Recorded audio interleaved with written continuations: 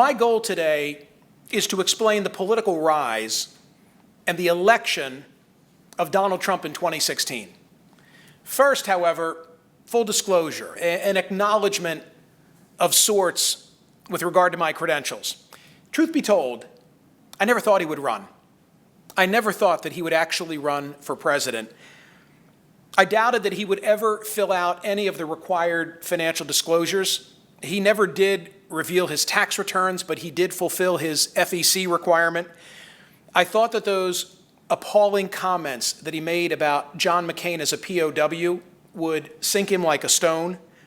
I thought that every election victory that he celebrated on a primary or a caucus night would surely be his last, that his desire to build a wall on our southern border with Mexico would harm him irreparably with Hispanics, that the comments that he made about women in the Access Hollywood tape would be a crippling blow with regard to female voters, that his debate performances might finish him off, and ultimately, I thought that Hillary Clinton would win the race with 325 to 350 electoral votes, where 270 are necessary to elect the American president.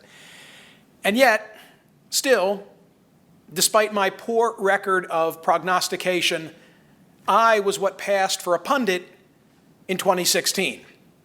And not just any pundit, but one who was a panelist on CNN for every primary and caucus election night, for both party conventions, for all 4 debates, I'm including the vice presidential debate, and a 9-hour tour of duty for a panel that was moderated by Anderson Cooper on election night. A night, by the way, that broke all records. That night on CNN set a cable television record. We had 13 million viewers. That was the largest night in cable history. Bigger than the O.J. White Ford Bronco chase, bigger than Michael Jackson, bigger than any of those milestone moments. I also covered the inauguration, I guess I should add. And each of my predictions was noted by one very loyal viewer. That was his opinion of me in 2014. In February of 2017, he told Newsmax that I was actually the fairest person at CNN. I think that Jeffrey Lord was jealous at that moment, or that Donald Trump was really seeking to get me fired. Look, obviously, I had a lot of company among those who missed the Trump train. But in all seriousness, I feel like I'm the one who should have seen it coming because I had a front row seat. And I think I have a unique perspective in retrospect to explain the rise, the political rise of Donald Trump in 2016. But to do so, I think you need to go back 3 decades.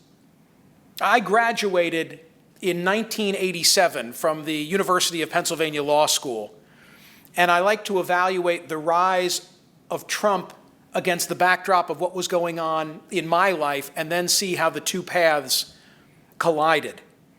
By the time that I graduated from law school in 1987, I'd already been politically active. I had met Ronald Reagan and George Herbert Walker Bush when I was a senior in high school.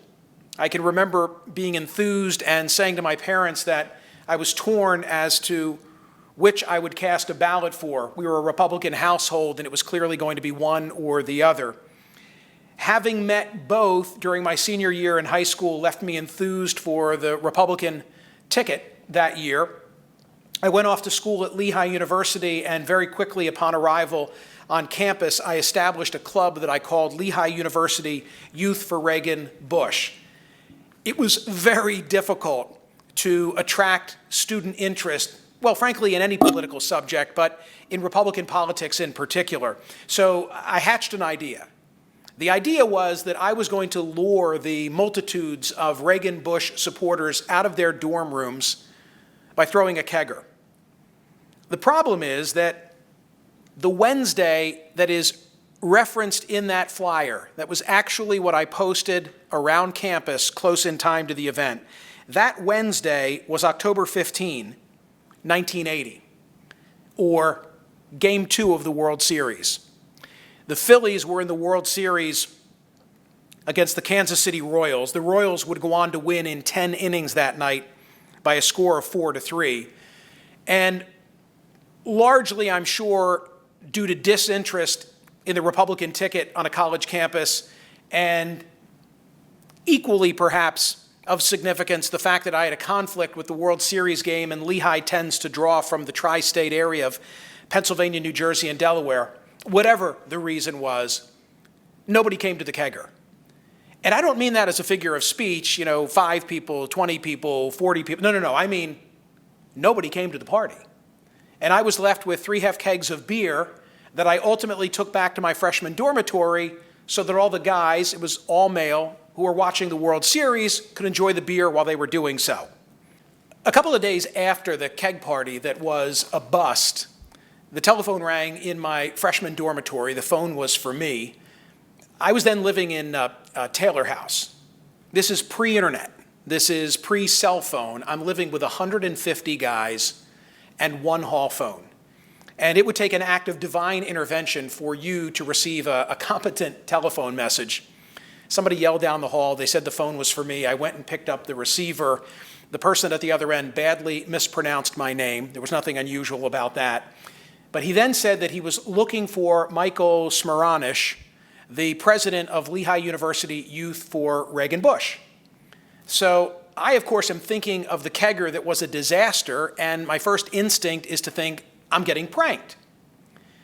But he identifies himself as a member of the advance team for Ambassador George Herbert Walker Bush. That was then the title that Papa Bush would utilize.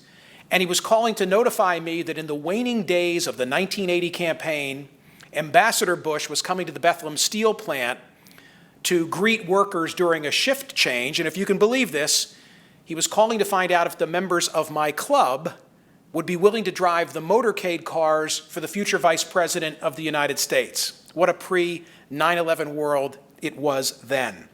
So I hung up the telephone, I ran down the hall, and I knocked on the doors of liberals, communists, independent, Republicans, conservatives, and I said, who wants to work for a few days for Ambassador George Bush? And I recruited motorcade drivers and press aides from my freshman dormitory hall, and we worked the visit. It was October 21 and 22 of 1980. And when the visit ended, I was recruited and became an advance man for now Vice President George Bush. While still in college, I traveled the country and even around the world planning the logistics of vice presidential visits.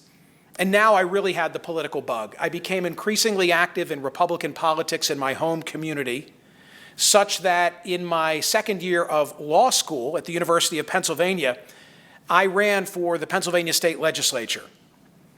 That, you can see, is a very happy 24-year-old who does not know that he is about to lose by 419 votes. As I like to joke, I have since located 236 of those people. My final year in law school, after losing for the state legislature in my second year, my final year in law school, I spent the fall working to get Arlen Specter reelected to the United States Senate, and I spent the spring helping Frank Rizzo, who had been a Democratic mayor of Philadelphia. I helped him now win a Republican primary as a mayor. Ultimately, we lost that general election. So that's me in the late 80s. Meanwhile, in Manhattan, at about the time that I was graduating from law school, a real estate developer was becoming both wealthy and ubiquitous.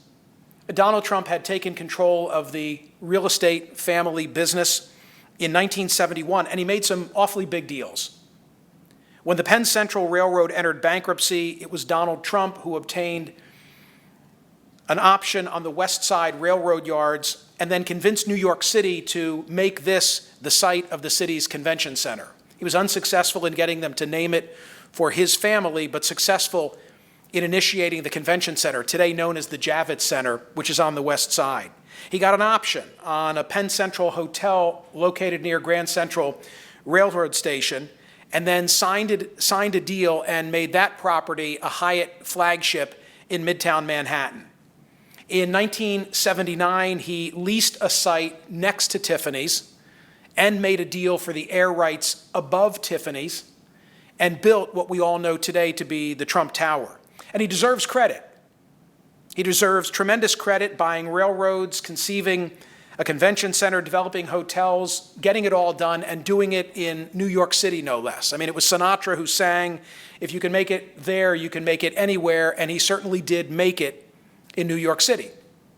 He then entered Atlantic City and ultimately acquired the largest hotel casino in the world, the Trump Taj Mahal.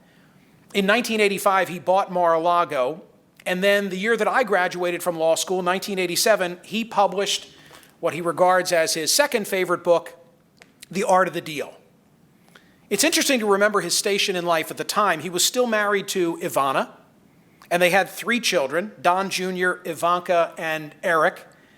And I don't say this as a pejorative, but just interesting to note that at that moment in time, the future First Lady, Melania, was 17 and still in Slovenia. And that is when he made his first trip to New Hampshire. He was invited by a Republican activist named Mike Dunbar to come and to speak in New Hampshire, to speak to the Portsmouth, New Hampshire Rotary Club. The event was October 22nd. It was at a restaurant, a legendary restaurant that doesn't exist any longer, but the sign still does. It's called Yokin's, where the slogan was, "Thar she blows." And by all accounts, Donald Trump wowed a standing room only crowd. And immediately came the speculation that he would run the very next year for president, which would have been 1988. But of course, that never happened. And for the next 3 decades, Trump returned at least 6 times to New Hampshire, always receiving a tremendous amount of publicity and always fueling the speculation that this might be the presidential cycle in which he would run. Many of us came to assume that it was all about the publicity and not about a serious desire to be the nation's commander-in-chief. It's important to know that it was a different political world when Donald Trump first went to New Hampshire. We were entering the end of Ronald Reagan's second term in office, and Washington was a different place in the 1980s. Collegiality was still common. Remember that just 2 weeks after Reagan won the 1980 election, he was hosted on Capitol Hill by the Democratic Speaker of the House, Tip O'Neill. Reagan paid a courtesy call on O'Neill. It was then that O'Neill said to Reagan, "We're going to have our disagreements by day, but at 6 p.m. every weekday and every weekend, we're going to be friends." The Reagans reciprocated. They hosted the O'Neills at the White House as some of their first dinner guests after the inauguration. It was Tip O'Neill who, in March of 1981, kneeled bedside after Reagan had been shot by John Hinckley, and together the 2 men recited the 23rd Psalm. That December, Ronald Reagan hosted Tip O'Neill at the White House for what was O'Neill's 69th birthday, and Reagan proposed an old Irish toast. He said, "Tip, if I had a ticket to heaven and you didn't have one too, I'd throw mine away and go to hell with you." That camaraderie lasted until 1987. Reagan was the headliner at a send-off for Tip O'Neill at the Washington Hilton. My point is, in the 80s, there was partisanship, for sure, but there was not polarization. The National Journal annually took the ideological pulse of the House and Senate. They did this for about 30 years. They calculated that on Ronald Reagan's watch, 60% of the Senate was comprised of moderates. And not just on the Democratic side of the aisle. There were so many Republican moderates in the Senate on Reagan's watch that they had their own gathering. It was called the Wednesday Lunch Club. And you'll remember these names: Hines and Specter, Bob Dole, Nancy Kassebaum, Bob Packwood, Alan Simpson, Ted Stevens, all gone. And I don't mean just gone through attrition. I mean gone and they haven't been replaced. Now, the media landscape was also vastly different on Ronald Reagan's watch. The mainstream media, listen to me on this, was liberal. It was the age of network anchors. You know, we went to get our news at 6:30 every weekday, and we listened to individuals with names like Brokaw and Jennings and Rather. Radio was terrestrial only. There was no Sirius XM. Al Gore had yet to invent the internet. You can decide whether that's a laugh line. And cable television news had not yet been created. By the time that I was 29, George Herbert Walker Bush was president. I was appointed to his administration in a sub-cabinet level position. I was responsible for the Department of Housing and Urban Development in 5 states plus Washington, D.C. Jack Kemp was my boss. And as a result of the profile that came with that job, I was invited to provide political commentary on television and radio by the Philadelphia network affiliates. I started on a Philadelphia talk radio station called 96.5 FM. The moniker, the slogan was the talk station. Notice I looked happier running and losing for office than I did as a rookie talk show host. In this era, conversation was key. In other words, personality mattered, not ideology. And the radio station lineup where I cut my teeth, WWDB, was typical of the nation. Typical insofar as the station was comprised of hosts who were a composite. There were liberals and there were conservatives. There were even libertarians. I can remember Frank Ford was a doctrinaire liberal on that radio station. Dominic Quinn was a conservative on that radio station, but best known for his command of the English language. Susan Bray had a husky voice and was from Australia, and we called her the Saucy Aussie. Evil Irv Homer was a libertarian before the rest of us had ever heard of Ron Paul, much less Rand Paul. The person that I think of from that era most often is the man for whom I used to guest host at 10 o'clock at night while practicing law and beginning a legal career. Bernie Herman, the gentleman of broadcasting. That's what he called himself. He would come on the air and he would say, "Good evening, ladies and gentlemen. I'm Bernie Herman. I'm the gentleman of broadcasting." And that was the way he comported himself, as a gentleman. And I think to myself, today, if a young man or a young woman wanted a career as a cable television commentator, presenter, talk radio host, and they were able to get a meeting with a program director who said, "Well, what's the program going to be about?" And if they were to say, "Well, I'm the gentleman or the gentlewoman of broadcasting," they're not getting the call back, because that is perceived as not playing in today's political climate.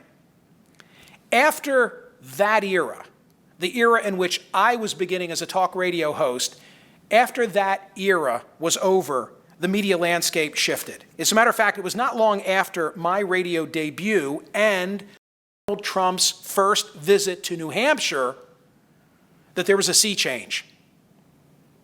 It happened at the time of the first Gulf War, when a Sacramento-based talk radio host was having great success in establishing a clubhouse for conservatives. Rush Limbaugh filled a conservative void. And soon every talk radio station in the country wanted to have Limbaugh, and they wanted to have a stable of his imitators. My station in Philadelphia, WWDB, then owned by a couple, Chuck and Susan Schwartz, were the holdouts. Philadelphia was the last major market, WWDB, the last big station to sign on Limbaugh. And Chuck Schwartz has explained to me many times over the years that he did so knowing that it might be the demise of local talk radio, but he felt he had no choice, because if he didn't take Limbaugh, somebody across town might. And make no mistake about it, Rush was an enormous success. He filled a void where there wasn't conservative representation. And other media outlets took note. When Fox News came online in 1996, they took a page from the talk radio handbook as crafted by Rush Limbaugh. 6 years later, Fox was in a position to overtake CNN as the highest rated cable station. Drudge Report came online as we were now in the age of the internet. In 1998, reached its zenith by breaking the intern scandal. MSNBC hired Keith Olbermann in 2003, turned him loose against George W. Bush so that he could do nightly diatribes on his program, because they needed to offset the success that was being achieved on the right. By the way, you can see Olbermann doesn't like me either. vapid, stupid, and holier than thou. Maybe he's been talking to Trump. In 2005, HuffPo was then born as an alternative to Drudge, and now we had a totally polarized landscape. And ultimately, I maintain that Donald Trump would be the primary beneficiary of that landscape. In the 3 decades since he first entered the political scene, the media and the Republican leadership underwent systemic change. The talking heads took charge from the party leaders, and politicians were following the lead of men with microphones. You remember when Republican Joe Wilson shouted, "You lie," at President Obama during a joint session of Congress in 2009? Or when Democratic Congressman Alan Grayson said that the GOP health care plan was that Republicans want you to die quickly? Both of them became fundraising superstars. Just like when early in 2017, Senator Sessions was nominated to the position of Attorney General by Donald Trump, and Senator Elizabeth Warren stood in the well of the Senate seeking to read again into the Senate record a letter that had once been penned by Coretta Scott King about Jeff Sessions in opposition to his nomination for a federal judgeship. And Mitch McConnell wouldn't let her speak because it ran afoul of rules of decorum in the Senate, given that Sessions was now a senator. Well, after what was deemed the shh moment, the Democratic Congressional Campaign Committee raised $767,000 in 48 hours. My point is that incendiary talk, the behavior of the men with microphones now having morphed into the conduct of our elected officials, became commonplace. And so by the time that Donald Trump descended the escalator in July of 2015 at Trump Tower to announce his candidacy, and by the way, just pause and think about that moment. How many of us gave him any shot at winning the presidency at that point in time? But by the time he made that move, an audience had been preconditioned for what I would regard as the Howard Beale of the 2016 cycle. You might remember Peter Finch earned an Oscar playing a fictitious newscaster in this 1976 classic movie called Network. Howard Beale arrives at his television studio one night, and he's wet, and he's disheveled, and he's angry, and nevertheless goes on camera, and what does he sell? He says, "I am mad as hell, and I'm not going to take it anymore."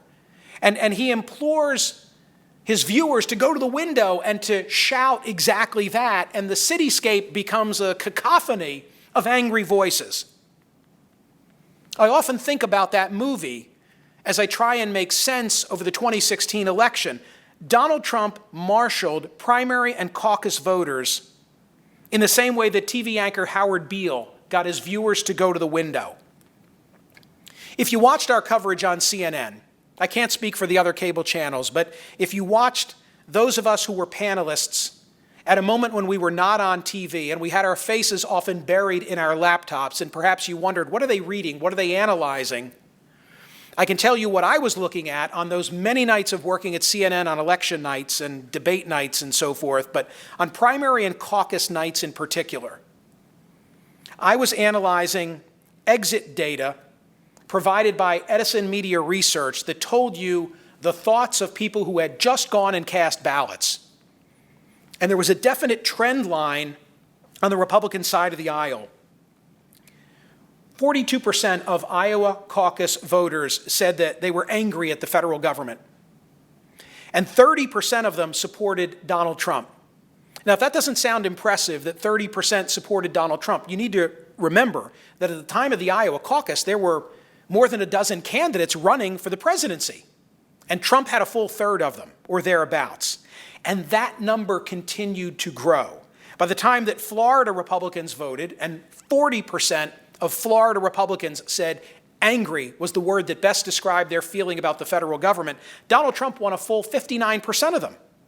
So he benefited from a climate created for him, I maintain, by the polarized media.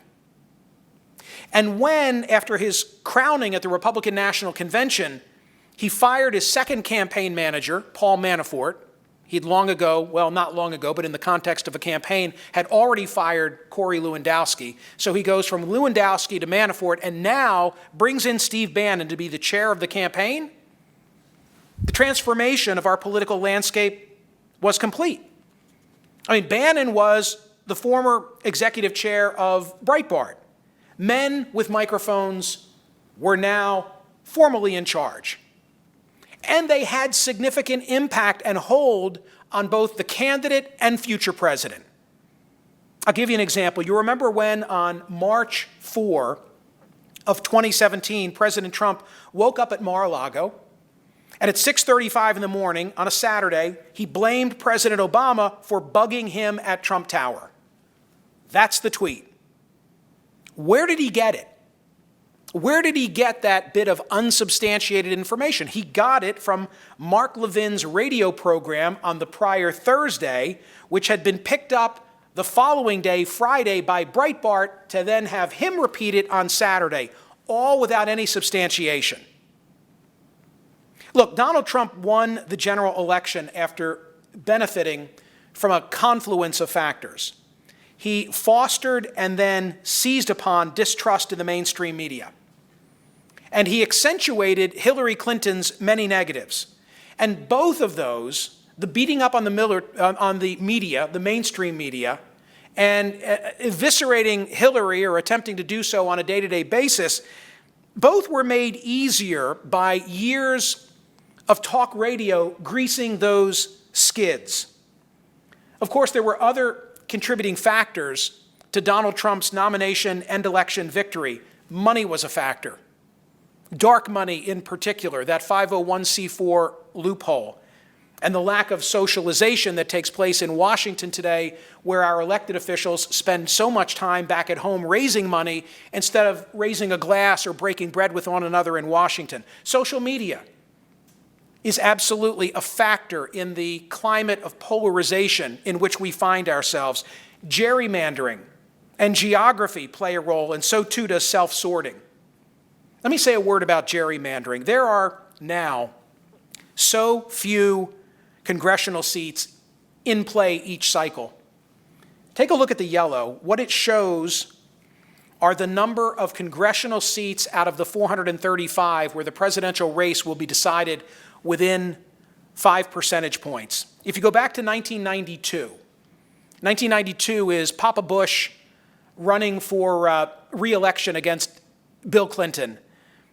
In that era, about a quarter of the House was in play. 103 of the 435 congressional seats were going to be decided within 5 points in the presidential election. You come down to 2016, we're down to 37, which means the outcome in every other one of those congressional seats is preordained. And gerrymandering partly explains why the Democratic Party, as of the end of 2016, was arguably in the worst shape that it has been since Reconstruction. I mean, the numbers are stunning. As of the end of 2016, the Republican Party had 68 of 99 chambers, and I'm talking about throughout the states, both houses in 35 states, a modern record of 33 governors and trifectas, meaning both chambers and the governor in 25 states, in addition to having control now of the White House and both houses of the Congress. There's a book I can recommend, the title of which I best not say, which lays out how, in part, the Republican Party became so successful through gerrymandering. Rat Blanked describes Operation Red Map, which was a plan to flip legislatures in key swing states in 2010, and then enjoy the benefits of drawing the boundary lines to suit the party for the next decade to come. It was all the brainchild of a Republican operative named Chris Jankowski, all legal, all telegraphed, by the way. There was no mystery here as to what the Republicans were up to. Karl Rove wrote about this in the Wall Street Journal while it was in progress. And so the GOP was focused on Pennsylvania, Michigan, Ohio, Florida, Wisconsin, and North Carolina. They won control of those states. You know, the proverbial pen for drawing boundary lines was then put into Republican hands, and it worked. For the modest sum of $30 million, all legal. It's just that the Republicans out-hustled the Democrats with regard to redistricting. And here's the interesting thing about it. Big data has made this more sophisticated than ever before. Take a look at this image. It's a political Rorschach test, and tell me what you see. Some, by the way, look at it and they say, that looks like Goofy kicking Donald Duck. Yeah, I can see that. It's actually Pennsylvania's 7th congressional district. Here's another one. Michigan's 14th district. Every curve, every line, every demarcation is in these maps for a reason. It's in these maps for the reason that big data tells the party in control pretty much exactly who lives there. They can accurately predict, they know your registration, they can accurately predict for whom you'll be voting. And the boundary lines get drawn every 10 years to the benefit of whichever party wins that state's legislative control. And don't get me wrong, it's a tale as old as time. Big data has changed it, but Democrats have done it, Republicans have done it, they've all done it. Democrats were simply asleep at the switch in 2010, but they won't be in 2020, which is the next election that will determine who gets to draw the maps for the decade that will follow. But you know, equally important as gerrymandering is self-gerrymandering or self-sorting. Take a look at this map of the country from 1992 to 2016. It shows counties where the popular vote was won by more than 20 percentage points. Not congressional districts where politicians draw the boundary lines. These are counties.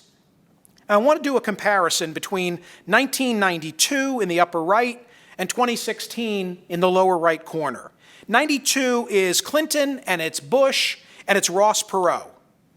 And in that election, Bill Clinton wins 43% of the vote, on his way to 370 electoral votes. George Herbert Walker Bush gets 37% of the vote. In 2016, it's a much closer race. Clinton ends up with 48% of the vote, Trump with 46% of the vote. Even though he loses the popular vote, he's on his way to an electoral college win of 306 electoral votes. Notice that in 2016, there's more ink on the map than 1992. There are more blowout counties, even though the election results are closer than 1992. In other words, you would think that the closer election would have less ink on it, but it doesn't. It doesn't. Of the nation's 3,113 counties, only 303 of those counties in the 2016 election were decided by single-digit margins, less than 10%. The point is that our counties are increasingly super red or super blue, and there's a lot less purple than there used to be. And the question, it's a great question. I don't profess to have the answer, but the question is why? You know, what's going on out there that explains the self-sorting? Are we treating politics like we treat schools and low crime? Are we moving into areas we perceive to be desirable based in part on the politics of those who live in those areas? Or is partisanship spreading through osmosis? When you're surrounded by people of a particular political stripe, you tend to assimilate and take on their political perspective. I would like to think that the lack of purple is reflective of the 42% in this country who didn't come out to vote in the 2016 presidential election. One more map. The final map of the 2016 presidential race. You've seen it before. Take a look. It is a lot of red. That Republican vote is distributed all across the country. The Democratic vote tends to be concentrated in cities, much of it on the coasts, the cities in the first and or second ring of suburbia. 2016, I look at this map and I sum it up by saying 2016 was a rural rebellion or a victory of Cracker Barrel over Whole Foods. And I give a tip of the hat to David Wasserman from the Cook Political Report, who has done all the research for this finding. The Republican strength today is now rural. The Democratic strength today is urban and suburban. It hasn't always been like that, but that's the case today. The nation has roughly 3,100 counties. Now listen to this. The nation has roughly 3,100 counties. As of the 2016 election, there were 412 Whole Foods spread out in 184 counties. There were 642 Cracker Barrels spread out in 484 counties. They overlap in only about 90 counties. I'm convinced that the reason they overlap in only 90 or so counties is that they build in part based on some of the political demographics that I'm describing. They know where their bases are. And one of the closest where you find proximity between a Cracker Barrel and a Whole Foods is in my backyard in Plymouth Meeting, Pennsylvania, and Montgomery County, PA, in the Philly suburbs. It's a swing area. So it makes sense that it would be both Cracker Barrel and Whole Foods country. I should also note that I, for one, am as familiar with the country fried steak of a Cracker Barrel as I am $6 asparagus water at a whole paycheck. I mean Whole Foods. Donald Trump won 76% of counties with a Cracker Barrel and only 22% of counties with a Whole Foods. A 54% gap. Take a look at the rise in that gap. 92 is Papa Bush against Clinton. And 96 is the Clinton re-election against Bob Dole. Notice it grows from 19 to 23. Now it's W and Gore in the year 2000. The Cracker Barrel Whole Foods gap has expanded to 31%. W's re-election in 04, it's now 39%. Notice the steady progression. 2008 is the election of Barack Obama, 43%, 2012, 46%, 2016, the largest jump in the gap, it's now a 54% gap. So the cycle that just ended was the largest expansion of the gap between the Whole Foods voters and the Cracker Barrel voters. That's not gerrymandering. That's more of the self-sorting that I previously described. Hillary should have concentrated on traditional Democratic voters in Cracker Barrel country. She was her own worst enemy in not doing so. So this is my explanation as to how Donald Trump was able to defy the odds and win the presidency. His timing in 2016 was absolutely impeccable. All of this polarization, building over the 3 prior decades, suited him beautifully in a way that would never have been the case had he really decided to run for the presidency back in 1988 when he first went to Yokin's in Portsmouth, New Hampshire to speak to the Rotary Club. He was the nation's first nominee to mirror the talk radio, Fox News, Drudge Report, Breitbart, View of the World, and to benefit from it, even if some of the personalities at those outlets weren't supportive of his candidacy. He became the nation's 45th president by harnessing a media climate that generated voter anger, all the while that he was working to build his fortune. And the question, of course, left remaining at the end of the 2016 cycle is the extent to which he can govern given the way in which, or the factors based on which he was elected. I have been talking politics on radio for that same 3 decades, the same 3 decades where he was making his career and ultimately getting elected to the White House, but never in a climate of such heightened interest by the American people. I'll tell you just one quick story that illustrates the point. In early 2017, I was invited to go to the Los Angeles home of Governor Arnold Schwarzenegger. Believe it or not, the invitation was to both smoke cigars and talk gerrymandering, two of my favorite things. It was a Monday, and it was 2 days after the president, meaning President Trump, had tweeted that Arnold had been fired from The Apprentice for pathetic ratings. That was as I recall, I think it was the 6th tweet on that Saturday morning, the same day that President Trump had been tweeting about Obama wiretapping him, 5 straight tweets about Obama wiretapping him, and then thrown in for good measure, for reasons I just don't fathom, came that tweet. So I was with Governor Schwarzenegger at his home. We were puffing and pontificating. And it was a social call. I spent 90 minutes in his company, and toward the end, I started to think to myself, boy, tomorrow, I'm going to try and recreate some of this conversation on Sirius XM. I wish I had a piece of sound so that my audience could get a feel for our conversation. And so I said to him, Governor, I said, would you indulge me? I can use my iPhone and I can record an interview with you and play it on radio coast to coast tomorrow. Give my audience a little insight into how passionate you are about polarization. And he very graciously agreed. We were seated in his man cave on his back patio. He had a big chocolate Labrador named Gustav asleep on the sofa. I had to slide this enormous dog over so that I could get close to Arnold with my iPhone and ask him about gerrymandering and polarization. And when he began to speak, I started to think to myself, how do I not ask him about that tweet?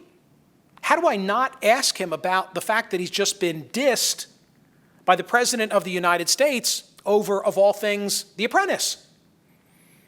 I didn't want to be an impolite house guest. I mean, he'd given me permission to come over socially. He invited me to come over socially. He'd given me permission to then question him on the record about gerrymandering, but I thought, what the hell, I've got to do this.